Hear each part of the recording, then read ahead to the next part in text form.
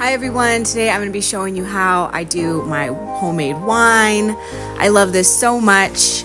So you start by juicing your fruit.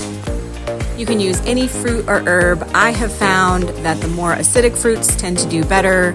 I've done amazing pineapple and kiwi and blueberry.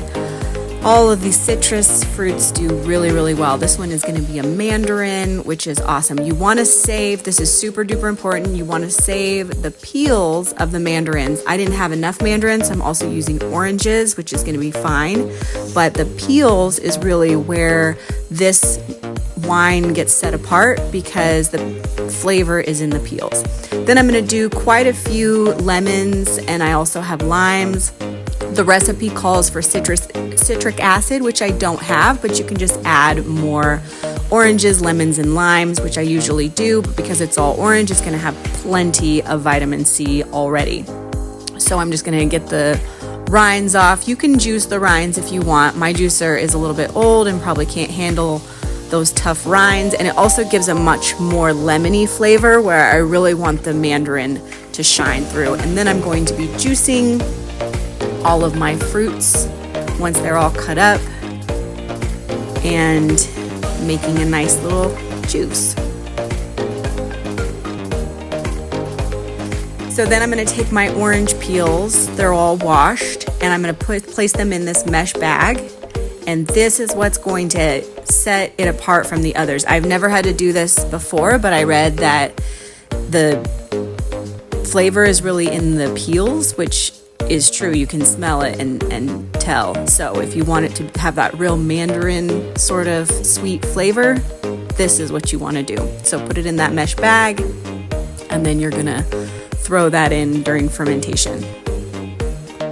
Now I'm gonna sanitize my gallon jar that I'm gonna be fermenting in. You wanna make sure that it's glass. You never ever wanna ferment in metal or plastic. You definitely wanna do it in glass. And I am going to just be putting some distilled vinegar in there. Just a little bit is fine, maybe a half a cup. And then I'm going to be putting some hot water and fill it all the way up with the hot water. And then I'm going to let it sit with the hot water for 10 minutes. Now I'm going to make my yeast. So I'm going to do half hot water and half cold water. And that should make about 100 degrees. So we're looking for it to be 100 degrees. So that is perfect. And then I'm going to add,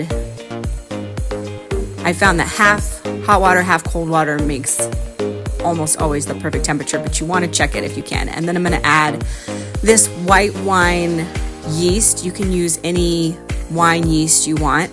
This makes 5 gallons, so I'm only going to use a fifth of it in here, and I'm just going to sprinkle it on top, and then I'm going to let it bloom. And if you fold that up, you can put it in your fridge and make more wine another day.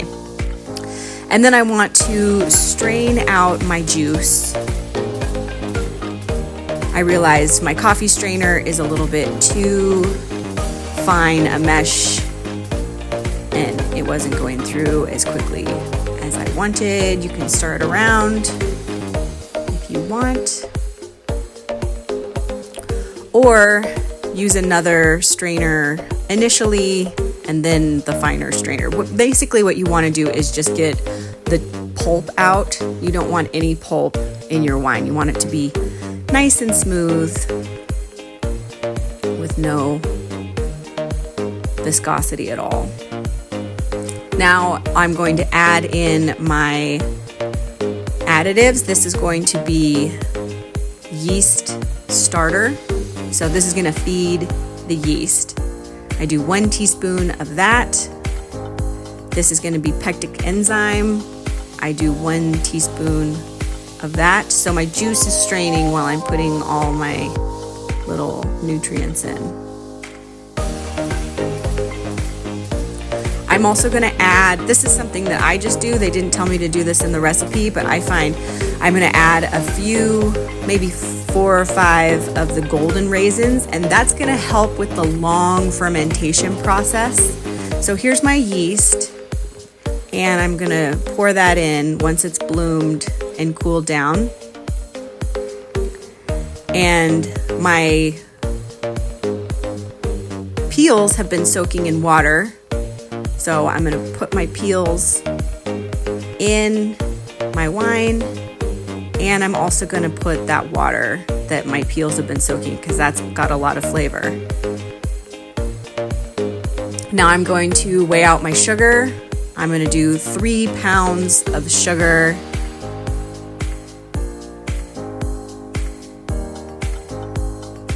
It's helpful if you do the sugar in hot water and then put it in, but this will dissolve and the yeast will eat the sugar. And I'm going to stir it periodically while it's fermenting.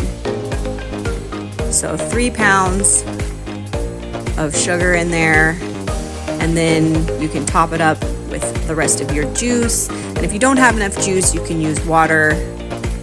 That's fine too. And then with a sanitized spoon, I'm going to stir it up really well. Make sure it all gets stirred together.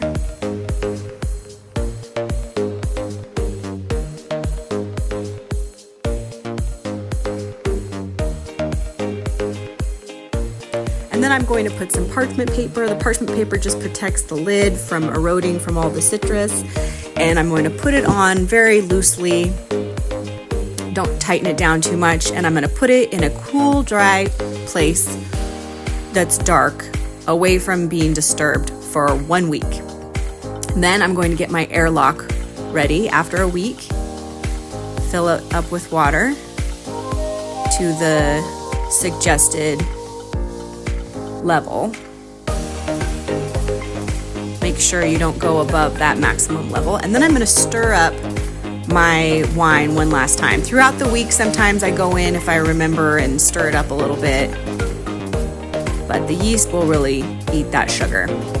And then we're going to just put the airlock on. I'm going to take those peels out because some of them are floating on top and might mold. If you have time to go in and give it a little stir every day, you can leave those peels in if you want that extra flavor.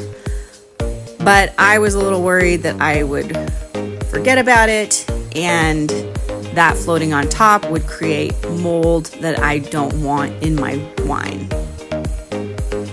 I'm just gonna get out all those pieces. So the only thing left in there is the golden raisins. Those will help if the yeast isn't doing what I want it to be doing. Those are just sort of insurance for more yeast. And then I'm just gonna change the number on there to a month later because it's gonna sit in my fermentation closet for a month. So after a month, I'm gonna swirl it around, and if the bubbles don't go bloop, bloop, bloop, you can see that there's no bubbles coming out. That means that it's ready to go into the wine bottles. You do not want to put it in the wine bottles too early or the corks will pop off and your wine will spill out because there's too much fermentation going on. So now I'm going to sanitize my wine jars, my wine bottles. I'm going to use any sort of bleach. This is going to be, I want something a little bit stronger than the vinegar. You want some sort of bleach or sanitation because it's going to sit in there for a full year. So anything with bleach or sanitizer, anything like that is going to be great. And then you're just going to fill it up with hot water and let it sit for 10 minutes. And that will sanitize the jars. Do that to all of them. Doesn't have to be this Comet, it just has to be something with bleach in it. And I'm also gonna do that to the corks. I'm gonna let them sit not only to get wet so that they don't split when I put them in the bottles, but also to sanitize them. And then I'm gonna rinse out my wine bottles and I'm gonna pour my wine into my bottles using a little mesh strainer, because I don't want those raisins, those golden raisins in there. So that's gonna catch those. So I'm just gonna slowly fill up my bottles. You do not want to overfill or your wine will spill all over the place.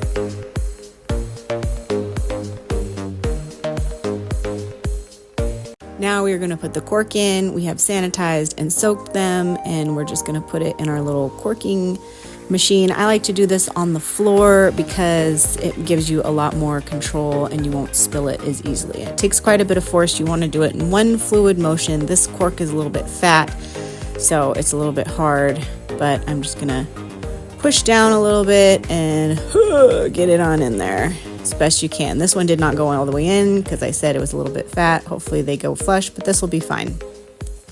Next, you're gonna label it.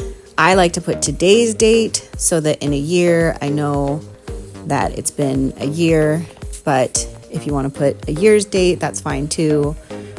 And then you're going to want to store it on its side so that the cork remains wet and doesn't dry out. And then in a year, you get to pop your wine when some friends are over, and it's such a nice luxury and enjoy. This should come with a warning label because it is absolutely delicious and super powerful. So thanks so much for watching.